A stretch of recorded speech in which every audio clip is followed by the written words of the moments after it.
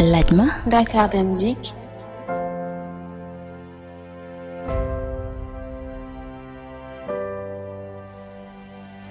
seen ay réservation mën ngeen ko def ci diiru une semaine ci 33 827 0024 Dakar Dem Dikk moomeelu askan wi. laaj ma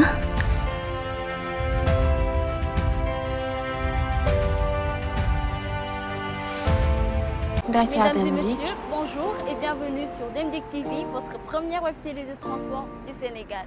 Votre rubrique Ladma est là, comme toujours, pour répondre à vos différentes questions dans nos plateformes digitales, que sont Facebook, Twitter, Instagram et WhatsApp au 77 863 12 12. Pour le laaj numéro 1, je suis à Goloré et j'aimerais retourner sur Dakar à bord des bus Sénégal Dem Dikk. Comment faire? Bonjour madame, pour vous rendre à Dakar, veuillez aller à Aéré là-haut.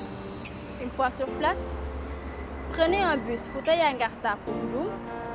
Nous organisons des départs de Ndioum vers Dakar tous les jours à partir de 6 heures.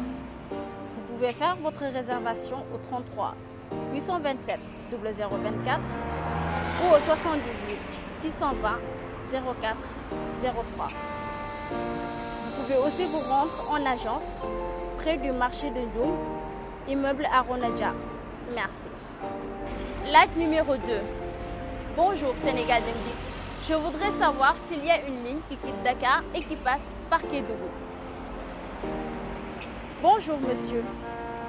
La région de Kédougou fait partie des zones à desservir par Sénégal Dem Dikk dans un futur proche.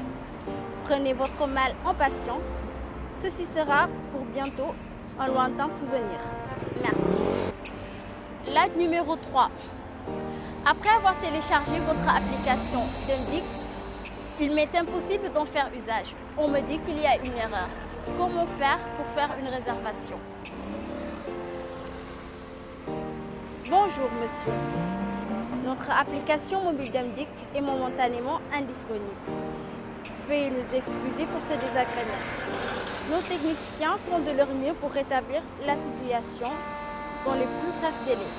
En attendant, vous pouvez faire votre réservation en appelant au 33 827 0024 tous les jours entre 8h et 20h. Merci. En fait dama utoon ay renseignements dama bëggoon dem si pour Joal dama bëggoon réserver fii ci bisu Dakar Dem Dikk ak bu nekk terminé si 25 wala. laaj bi daañu ko tontu ci kàllaamay Kocc. asalaamualeykum soxna si ñu ngi lay nuyu te di la ziyaar ñun nag amaguñu bus buy dem Joal wante mën nga jël bu Mbuur dinañu dem te dinañu dikk bés bu nekk ci 8h ak ci 16h jërëjëf.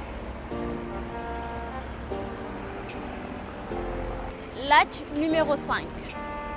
Salam alaikum. Je voulais savoir l'heure de départ des bus de Dakar Dem Dikk et les jours et les prix de Tamba à Dakar, s'il te plaît. Bonjour madame.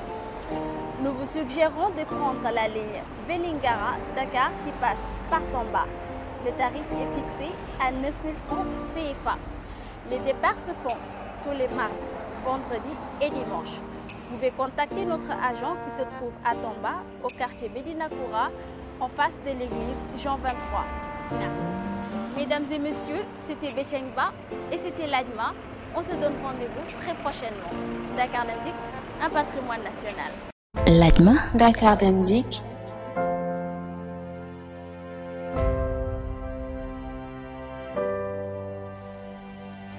seen ay réservation mën ngeen ko def ci diiru une semaine ci 33 827 0024 Dakar Dem Dikk moomeelu askan wi. laaj ma